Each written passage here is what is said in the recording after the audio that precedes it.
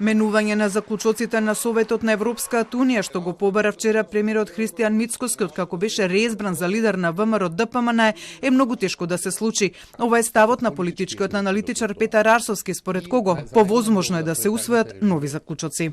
Нема политичка волја ниту во Европската Унија, особено не во Бугарија, да се сменат досегашните правила. Така што мислам дека Македонија ќе ја задржи оваа преговарачка рамка со се заклучоците на Советот кои беа во преговарачката рамка, но мислам дека можеби како чин на политичка волја или како некакво символичко охрабрување, Македонија може да добие нови заклучоци во кои се повикува да нема нови билатерални прашања во процесот на преговори, односно да се држи процесот на преговори до копенхашките критериуми.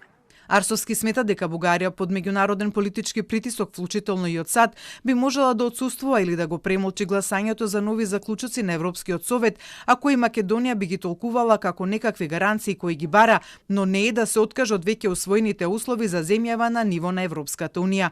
Инаку во заклучоците на Советот на Европската Унија за Македонија од 2022 година се бара постигнување опипливи резултати и спроведување во добра волја на билатералните договори со Грција и со Бугарија, поздравувајќи го протоколот од договорот за добрососедство со Бугарија како важен чекор кој ќе придонесе за добрососедските односи и јакнење на правата на лицата кои припаѓаат на малцинствата.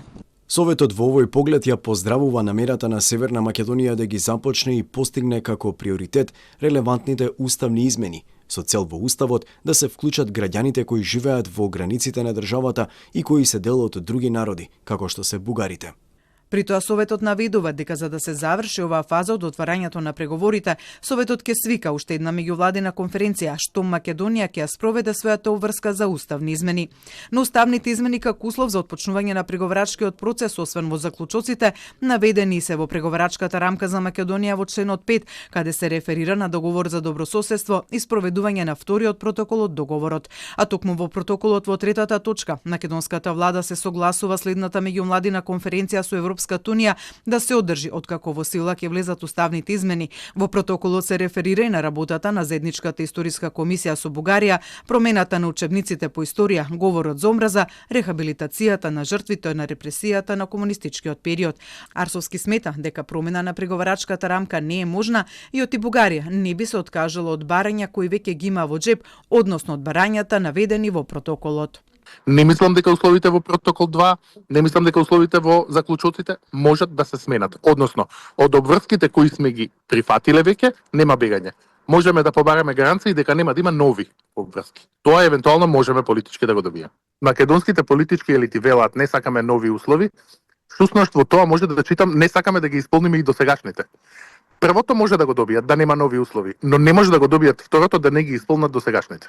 Арсовски смета дека Македонија не може да ги смени условите кои веќе и се поставени, но може да добие во процесот во иднина некаква политичка порака дека нема да има нови билатерални услови, што според него би требало да биде и главното барање на земјава. Инаку дека не може да има промена на преговарачката рамка, јасно беше кажано од Европската Унија минатата година, кога Мицкоски веднаш по преземањето на премиерската функција побара незино менување.